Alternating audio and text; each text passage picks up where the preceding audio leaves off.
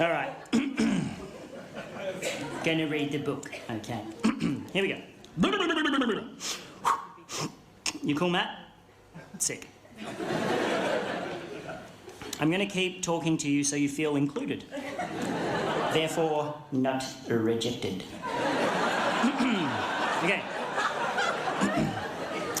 Alrighty. Okay, here we go. All right. Shut up, I'm gonna read it. Okay. Walking to Sky, Chapter 1.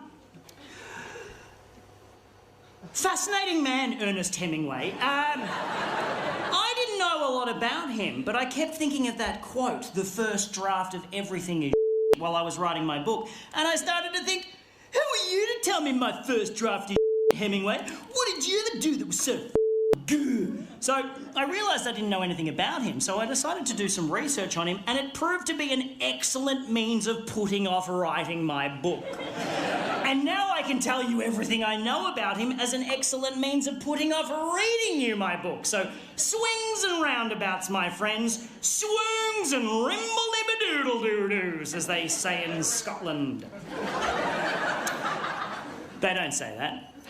No one has ever said that. Anyway, what I suggest we do, okay, is I'm just going to tell you a bit about Ernest Hemingway, a bit about Hemmers, and then we'll just let the segue into reading the book develop organically, like a runaway fungus at the bottom of a misplaced coffee cup. Huh? Guys, how long's this been behind the couch? There's little people in it. Save us! Save us from our porcelain prison! Ah! We're free!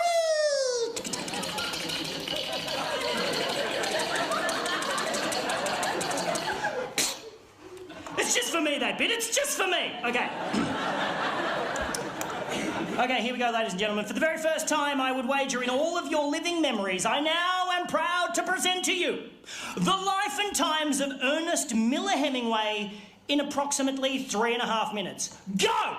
Born in Chicago in 1899, son of a physician and a musician, reasonably uneventful childhood, decided to study journalism. Enlisted with the Red Cross during World War I, got blown up in Milan and spent 6 months in hospital with severe shrapnel wounds in both legs. Fell in love with a nurse, they decided to get married. He came home to prepare, she stayed there and ditched him for an Italian soldier, which initiated a lifelong pattern of him rejecting women before they had a chance to reject him. Take note, Maddie.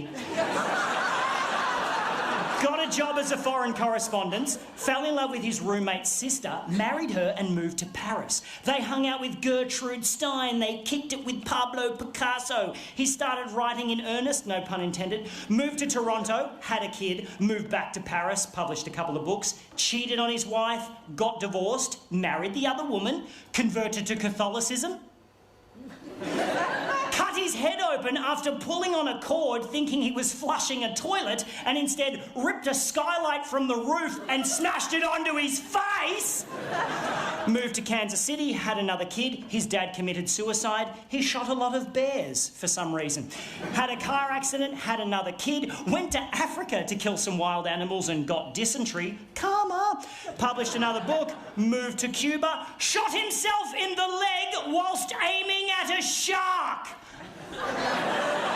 Cheated on his wife, got divorced, married the other woman, published For Whom the Bell Tolls, sold 500,000 copies in a couple of months and got nominated for a Pulitzer Prize, cheated on his wife, got divorced, married the other woman, became the self-appointed leader of a band of village militia outside of Paris and was subsequently brought up on charges for contravening the Geneva Convention and got away with it like a champion. Got pneumonia, moved back to Cuba and spent most of his spare time on his boat tracking Nazi U-boats with a machine gun and a pile of hand grenades. I am not making this up. Had a few more car accidents, 3 more concussions, got clawed while playing with a lion. Got depressed, drank, got fat, published a couple more books, went back to Africa to shoot some more wild animals and barely survived 2 separate plane crashes in the space of 24 hours, winding up with a fractured skull, internal bleeding, cracked spine, ruptured liver, first-degree burns and a paralysed sphincter muscle. Come on!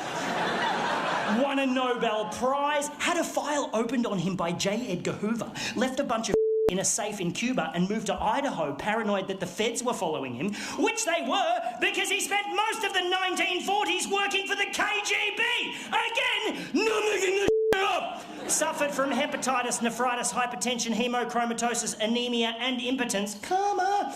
Got committed, received way too much electroconvulsive therapy and came out all up, started hinting at suicide, so immediately got recommitted, received another couple of months' worth of electroconvulsive therapy, got released, put both barrels of his favourite 12-gauge shotgun into his mouth and blew his head off.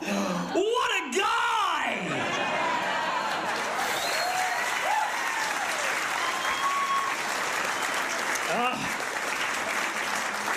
That is all true. What a unit! Hemingway is the quintessential anti-hero, the talented, charismatic, belligerent, suicidal, alcoholic genius that can't keep his in his trousers. And he still found time to write about 15 books. I've written one, and it took me ages because I procrastinate like a I only got this written by doing most of the work in my local public library.